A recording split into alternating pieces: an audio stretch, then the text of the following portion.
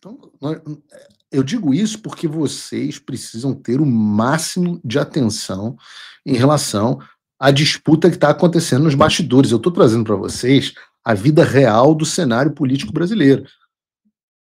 E eu não quero esquecer, no meio dessa confusão, algumas pessoas, né, porque é normal no meio da confusão. O presidente Bolsonaro é o mais famoso e o mais importante, uma dessas pessoas que foram presas, mas antes de entrar no assunto dos Estados Unidos, eu quero usar essa audiência que nós estamos aqui com mais de 42 mil pessoas nos assistindo, para falar de cada uma das pessoas que foram presas ilegalmente pelo Alexandre de Moraes essa semana.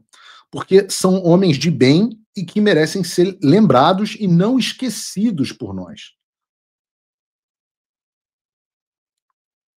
Então vamos falar sobre cada um deles, a começar por um militar que o comandante do Exército não é digno nem de limpar os sapatos, que é o general Braga Neto. Esse honrado militar que dedicou a vida dele à defesa do Brasil, uma das pessoas mais condecoradas do Exército Brasileiro, já estava preso desde dezembro de 2024 de maneira preventiva, sob as acusações de atrapalhar as investigações e ter acesso à delação do Mauro Cid.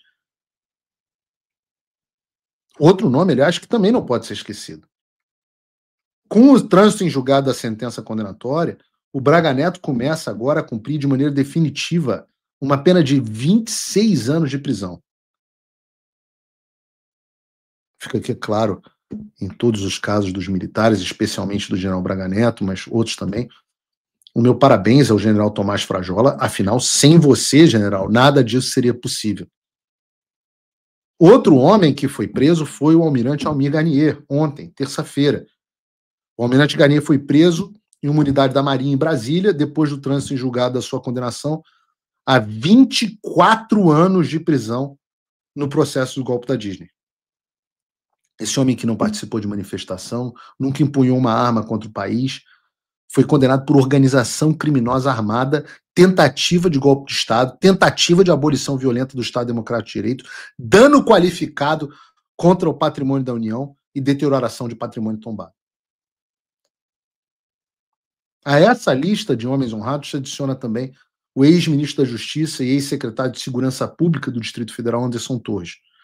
O Anderson Torres, assim como o presidente Bolsonaro, sequer estava no Brasil durante o 8 de janeiro, e assim que soube do ocorrido, ele mobilizou as forças policiais do DF para conter a invasão dos prédios públicos e os danos decorrentes.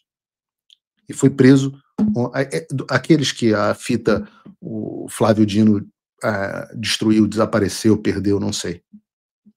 Anderson Torres também foi preso ontem pela Polícia Federal em Brasília. Primeiro a Polícia Federal dele foi a casa dele, onde ele não foi encontrado. Logo depois ele foi localizado no escritório do seu advogado, foi preso e enviado para o 19º Batalhão da Polícia Militar do DF, a famosa Papudinha, onde ele vai cumprir a pena de 24 anos de prisão. A gente tem até vídeo da prisão do Anderson Torres, Bruno, eu peço que você coloque.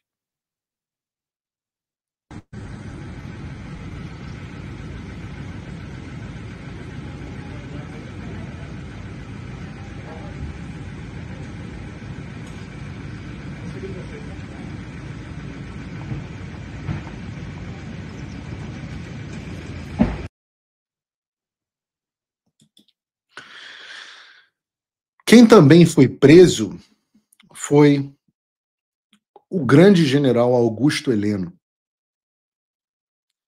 General de 4 estrelas, militar que atingiu o posto máximo que se pode alcançar no Exército Brasileiro.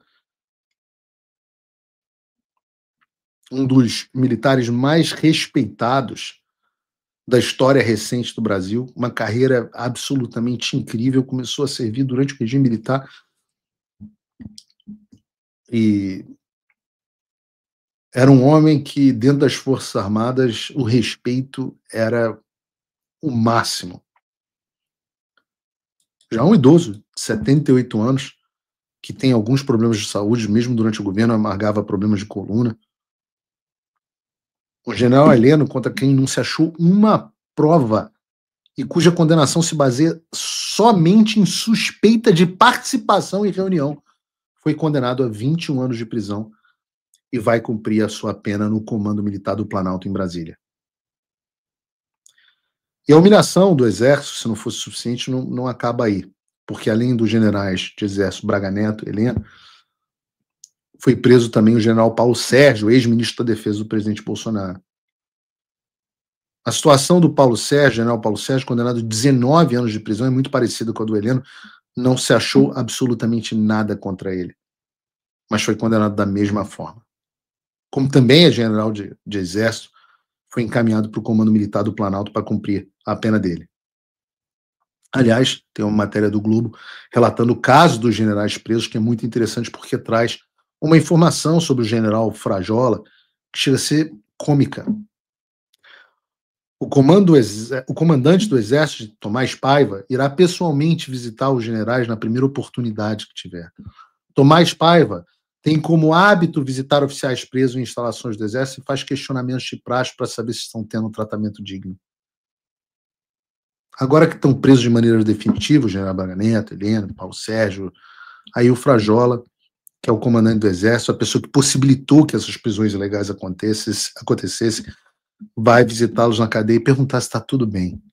O cara te entrega de bandeja para o seu inimigo em reuniões privadinhas na casa dele, recebendo o Alexandre de Moraes, permite que você seja alvo de um processo ilegal, consente com a sua prisão, mesmo sendo ilegal e inconstitucional, e depois de tudo isso vai te visitar na cadeia que ele te colocou para saber se você está bem, se está recebendo um tratamento digno. Tratamento digno, Frajola, é o que você, seu covarde, deixou de ter em relação aos seus irmãos de farda. Você permitiu que os seus irmãos e que a imagem do Exército do Brasil fosse jogada na lama.